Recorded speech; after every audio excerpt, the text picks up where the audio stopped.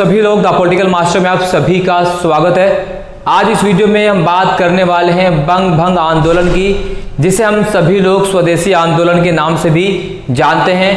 आज यानी 7 अगस्त आज ही के दिन 1905 में स्वदेशी आंदोलन की शुरुआत की गई थी, जिसने पूरी तरह से भारतीय स्वतंत्रता आंदोलन की, भारतीय राजनीतिक इतिहास की पूरी गाथा बदल कर रख दी थी और जिसके बाद 1947 में भारत को स्वतंत्रता प्राप्त हुई। तो चलिए जान लेते हैं ये बंग भंग आंदोलन क्या है, इसे क्यों शुरू किया गया और इसके शुरू करने के पीछे के मुख्य कारण क्या थे। तो दोस्तों सबसे पहले बात करते हैं हम बंग भंग आंदोलन की। जी हाँ, बंग भंग आंदोलन, या आप इसे स्वदेशी आंदोलन के नाम से भी जान सकते हैं या जानते ही हैं स्वदेशी आंदोलन। ठीक है, अब इस स्वदेशी आंदोलन क्यों शुरू किया गया दोस्तों? तो बंग भंग आंदोलन की बात करें तो सबसे पहले शुरुआत की गई थी आज ही के दिन यानी 7 अगस्त 1905 को इस आंदोलन का जो है आरंभ हुआ था। ठीक है, आरंभ के पीछे कारण बहुत बड़ा था दोस्तों।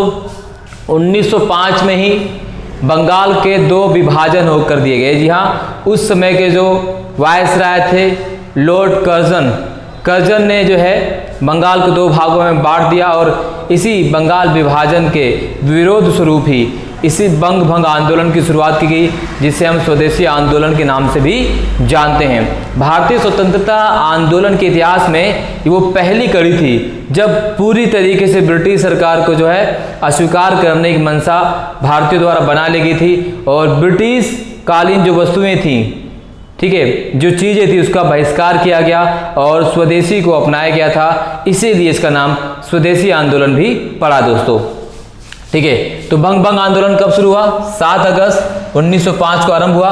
इसके जो प्रमुख नेताओं की बात करें, प्रमुख नेता कौन थे? सुरेंद्र नाथ बनर्जी और कृष्ण कुमार मिश्र, अरविंद घोष, लाला लाजपत राय, बाल गंगाधर तिलक और बिपिन चंद्र पाल, जिसे हम लाल बाल पाल की संज्ञा भी देते हैं दोस्तों।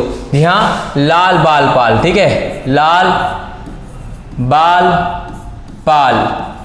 अभी लाल बाल कौन है?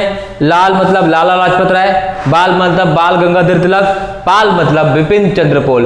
और ये तीनों महापुरुष थे, तीनों जो हमारे स्वतंत्रता सेनानी अलग अलग स्टेट से थे। इसमें लाला लाजपत राय जो पंजाब से थे दोस्तों, बाल गंगाधर तिलक जो महाराष्ट्र से थे और पाल यानी बिपिन चंद्र पाल जो बंगाल से थे। और इन्हीं तीनों की टुकड़ियों ने या इन तीनों जने गुटों ने ही स्वदेशी आंदोलन में बहुत ही महत्वपूर्ण भूमिका निभाई थी। ठीक है, और इस आंदोलन में नरमपंथी और उग्रवादी एक दूसरे का सहयोग किया। ठीक है, बंगाल विभाजन को 16 अक्टूबर 1905 को लागू किया गया। जी हम आपकी जगह 1905, ठीक है, यहाँ पर 1905 है। तो बंगाल विभाजन को लागू कब किया गया? 16 अक्टूबर 1905। बंगाल विभाजन घोषणा कब की गई थी? तो इसकी घोषणा की गई थी जुलाई 1905। जी हाँ, जुलाई 1905 में बंगाल विभाजन की जो है घोषणा की गई थी। ठीक है, और इसी बंगाल विभाजन को 16 अक्टूबर 1905 को लागू किया गया और आंदोलन के नेताओं ने, ठीक है, इसमें क्या किया था? आंदोलन के नेताओं ने इस दिन को पूरे बंगाल में शोक दिवस के रूप में मनाया था। शोक दिवस के रूप में मनाया गया था और यहाँ पर आप देख सकते हैं क्यों किया गया। मुख्य कारण हमने बता दिया क्या था? मुख्य कारण था बंगाल का विभाजन, जो भारतीयों की इच्छा के विरुद्ध था। अब जो बंगाल के विभाजन की बात करें दोस्तों, तो बंगाल को 2 पार्ट्स में डिवाइड किया गया था, 2 भागों में इसको डिवाइड किया गया था। अगर एक भाग की बात करें, एक पूर्वी बंगाल था, ठीक है दोस्तों, पूर्वी बंगाल में डिवाइड कर दिया गया और दूसरा पश्चिम बंगाल में। ठीक है, पश्चिमी बंगाल में। पूर्वी बंगाल में अगर हम बात करें, असम और पूर्वी बंगाल को रखा गया। पश्चिम बंगाल में उड़ीसा और बिहार को शामिल किया गया। इस तरह से बंगाल को 2 भागों में विभाजित कर दिया गया। तो विभाजन का एकमात्र उद्देश्य था कि डिवाइड एंड रूल पॉलिसी को और तेज गति से लागू किया जाए। फूट डालो और राज करो कि जो नीति थी ब्रिटिश सरकार की, उसको लागू करके भारतीयों को एक दूसरे के विरुद्ध ही लड़ाना था, जिससे जो आंदोलन है उसकी गति जो है उसको धीमी की जा सके, उसकी गति को मंद किया जा सके। ठीक है, और राष्ट्रवादियों में बंगाल के विभाजन को एक प्रशासकीय उपाय ही नहीं बल्कि राष्ट्रवाद की चुनौती समझा और इसको लेकर पूरे बंगाल में जो है आंदोलन किए गए, पूरे बंगाल में हड़तालें की गई, प्रदर्शन किए गए। ठीक है, इस तरह से सारी चीजें हुई। और एक चीज अगर हम बात करें दोस्तों, अगर बंगाल आंदोलन के महत्व की बात करें तो इस आंदोलन ने राष्ट्रीय एकता को जागृत किया था। क्या किया? बंगाल का जो बंग भंग आंदोलन था इसने राष्ट्रीय एकता को जागृत किया और इस आंदोलन के दौरान कोलकाता की सड़कें जो हैं वंदे मातरम के आवाज से गूंज उठी। वंदे मातरम का नारा पूरे कोलकाता की सड़कों पर, गलियों में, कूचों पर, हर जगह क्या था, सिर्फ वंदे मातरम गूंज उठा और रातों रात ही वंदे मातरम जो था दोस्तों बंगाल का राष्ट्रीय गीत बन जाता है। और इस तरह से वंदे मातरम बंगाल का राष्ट्रीय गीत बना और इसमें हिंदू मुस्लिम एकता का बहुत ज्यादा परिचय दिया गया। हिंदू मुसलमान दोनों साथ होकर जो है इस विभाजन के विरुद्ध है, इस विभाजन के खिलाफ जो है आंदोलन चलाया, प्रदर्शन किया। ब्रिटिश सरकार के जो वस्तु उसका बहिष्कार किया गया और बंगालियों और बंगाल के दो टुकड़ों की अटूट एकता के प्रतीक के रूप में हिंदू मुसलमानों ने एक दूसरे की कलाइयों पर राखियां भी बांधी थी। जी हाँ, यही वो आंदोलन है जिस आंदोलन के साथ में हिंदू मुसलमानों ने एक दूसरे पर जो है वो एक दूसरे के हाथों पर कलाइयों पर राखियां बांधी थी और ब्रिटिश वस्तुओं के बहिष्कार का निर्णय और अनेक जगहों पर विदेशी कपड़ों की होली भी जलाई गई थी। हर जगह पर ब्रिटिश सरकार की जो वस्तुएं थी, उनके जो सामान थे, उनके जो संसाधन का बहिष्कार किया गया। स्वदेशी का इस्तेमाल करने की पूरी जोर कोशिश की गई। और जैसे आप सभी को पता है कि प्रधानमंत्री नरेंद्र मोदी द्वारा 2015 से जो है हैंडलूम दिवस आज के दिन यानी आज 7 अगस्त के दिन ही हैंडलूम दिवस मनाए जाने की घोषणा की गई थी, जिसे अब हर साल 7 अगस्त को मनाया जाता है। उसी वजह से उसी दिन को याद करने के लिए जिस दिन से स्वदेशी आंदोलन की शुरुआत हुई थी और विदेशी का बहिष्कार किया गया था। और इस स्वदेशी आंदोलन ने पूरे भारतीय राजनीति की दशा और दिशा पूरी तरीके से बदल कर रख दी दोस्तों। और आंदोलन के दौरान रविन्द्रनाथ टैगोर ने अपना एक प्रसिद्ध गीत लिखा जिसे कहते हैं अमार सोनार बंगला, और बाद में अमार सोनार जो बंगला है वो बंगाल की जो है बांग्लादेश का जो है राष्ट्रीय गीत बन जाता है।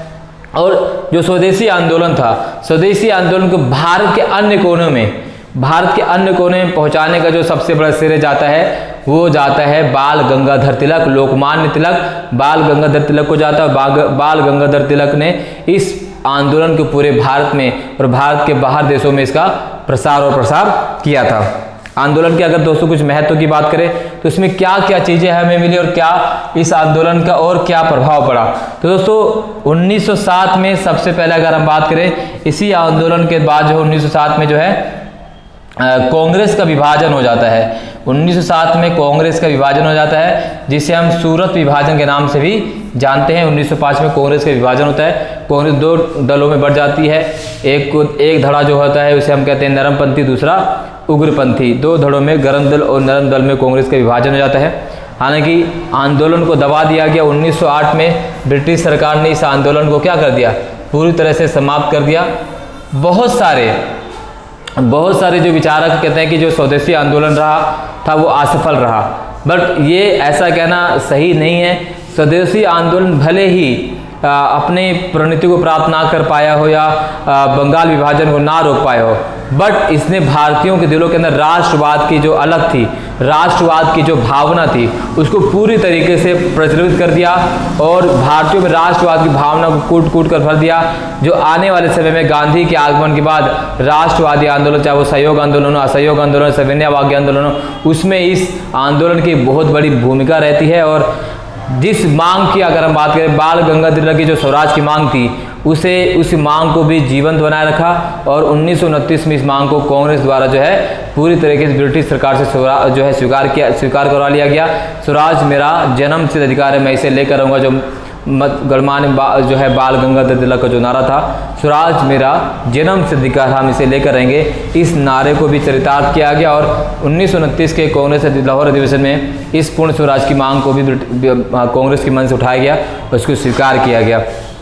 तो दोस्तों आज के दिन इसी आंदोलन के माध्यम से भारतीय जनमानस में एक राष्ट्रवाद की भावना को जागृत किया गया था। उस राष्ट्रवाद की भावना जो आज एक खोखले राष्ट्रवाद की भावना में भी बदल चुकी है।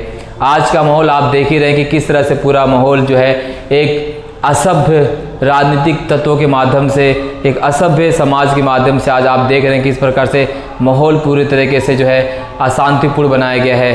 ठीक है, और उस ज़माने में जब हिंदू मुस्लिम एकता को बातें कही जाए, कसीदे गढ़े जाते थे, और 1907 के स्वदेशी आंदोलन में भी बहुत सारे सभी लोगों ने एक साथ मिलजुल कर एक साथ ब्रिटिश सरकार के खिलाफ आंदोलन लड़े।